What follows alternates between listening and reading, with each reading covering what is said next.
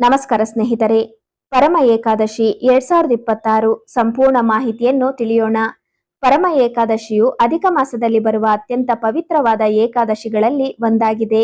ಸಾಮಾನ್ಯವಾಗಿ 3 ವರ್ಷಕ್ಕೊಮ್ಮೆ ಮಾತ್ರ ಬರುವ ಈ ಏಕಾದಶಿಯನ್ನು ಎಲ್ಲಾ ಏಕಾದಶಿಗಳಲ್ಲಿ ಶ್ರೇಷ್ಠ ಎಂದು ಪುರಾಣಗಳು ವರ್ಣಿಸುತ್ತವೆ. ಈ ದಿನ ಶ್ರೀ ಮಹಾವಿಷ್ಣುವಿನ ಆರಾಧನೆ, ಉಪವಾಸ, ಜಪ, ಧ್ಯಾನ ಮತ್ತು ದಾನ ಮಾಡುವುದರಿಂದ ಅಪಾರ ಪುಣ್ಯ ಲಭಿಸುತ್ತದೆ ಎಂದು ನಂಬಲಾಗಿದೆ.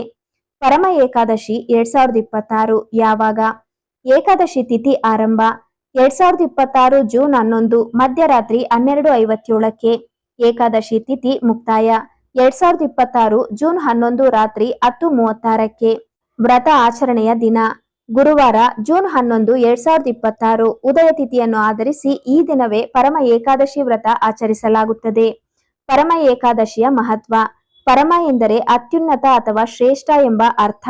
ಆದ್ದರಿಂದ ಈ ಏಕಾದಶಿಯು ಅತ್ಯಂತ ಫಲಪ್ರದವಾದ ಏಕಾದಶಿ ಎಂದು ಪರಿಗಣಿಸಲಾಗಿದೆ. ಶಾಸ್ತ್ರಗಳ ಪ್ರಕಾರ ಸಂಚಿತ ಪಾಪಗಳ ನಿವಾರಣೆ ಆಗುತ್ತದೆ, ದಾರಿದ್ರ್ಯ ಮತ್ತು ಆರ್ಥಿಕ ಸಂಕಷ್ಟಗಳಿಂದ ಮುಕ್ತಿ ದೊರೆಯುತ್ತದೆ, ಮನಸ್ಸಿಗೆ ಶಾಂತಿ ಹಾಗೂ ಆಧ್ಯಾತ್ಮಿಕ ಪ್ರಗತಿ ಸಿಗುತ್ತದೆ, ಶ್ರೀ ಮಹಾವಿಷ್ಣು ಮತ್ತು ಮಹಾಲಕ್ಷ್ಮಿಯ ವಿಶೇಷ ಅನುಗ್ರಹ ದೊರೆಯುತ್ತದೆ, ಮೋಕ್ಷ ಪ್ರಾಪ್ತಿಗೆ ದಾರಿ ಸುಗಮವಾಗುತ್ತದೆ. ಪುರಾಣಗಳಲ್ಲಿ ಉಲ್ಲೇಖವಾದ ಕುಬೇರನ ಕತೆ. ಐಶ್ವರ್ಯದ ಅಧಿಪತಿಯಾದ ಕುಬೇರನು ಈ ವ್ರತದ ಪುಣ್ಯದಿಂದ ದೇವತೆಗಳ ಧನಾಗಾರನ ರಕ್ಷಕನಾಗುವ ಭಾಗ್ಯ ಪಡೆದನು ಎಂದು ಪುರಾಣಗಳು ಹೇಳುತ್ತವೆ. ರಾಜ ಹರಿಶ್ಚಂದ್ರನ ಕತೆ. ಸತ್ಯನಿಷ್ಠನಾದ ರಾಜ ಹರಿಶ್ಚಂದ್ರನು ತನ್ನ ರಾಜ್ಯ, ಕುಟುಂಬ ಮತ್ತು ಐಶ್ವರ್ಯವನ್ನು ಕಳೆದುಕೊಂಡ ನಂತರ ಪರಮ ಏಕಾದಶಿ ವ್ರತದ ಮಹಿಮೆಯಿಂದ ಎಲ್ಲವನ್ನು ಮರಳಿ ಪಡೆದನು ಎಂಬ ನಂಬಿಕೆ ಇದೆ. ಪರಮ ಏಕಾದಶಿ ಪೂಜಾ ವಿಧಾನ. ಬೆಳಗ್ಗೆ ಬ್ರಹ್ಮ ಮುಹೂರ್ತದಲ್ಲಿ ಎದ್ದೇಳಿ, ಸ್ನಾನ ಮಾಡಿ ಶುದ್ಧ ವಸ್ತ್ರ ಧರಿಸಿ ವ್ರತದ ಸಂಕಲ್ಪ ಮಾಡಿಕೊಳ್ಳಿ. ಪೂಜೆ.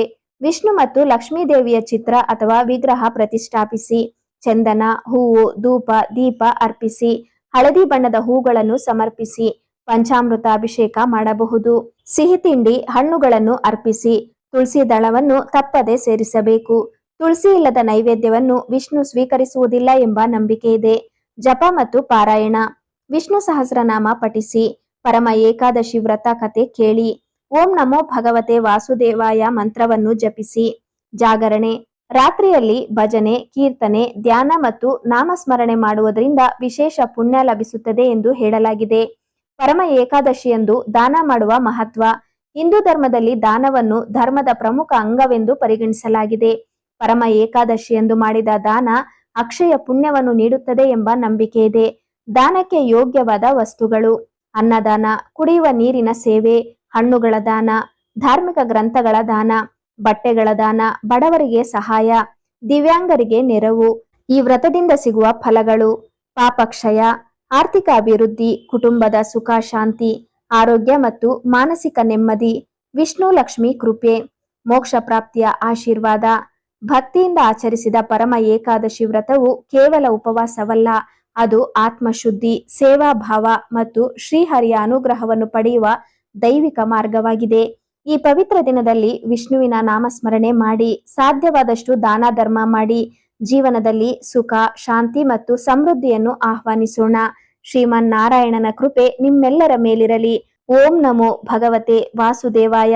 ಇಂತಹ ಮತ್ತಷ್ಟು ಧಾರ್ಮಿಕ ಮಾಹಿತಿಗಾಗಿ ನಮ್ಮ ಚಾನೆಲ್ ಅನ್ನು ಸಬ್ಸ್ಕ್ರೈಬ್ ಮಾಡಿ. ಧನ್ಯವಾದಗಳು.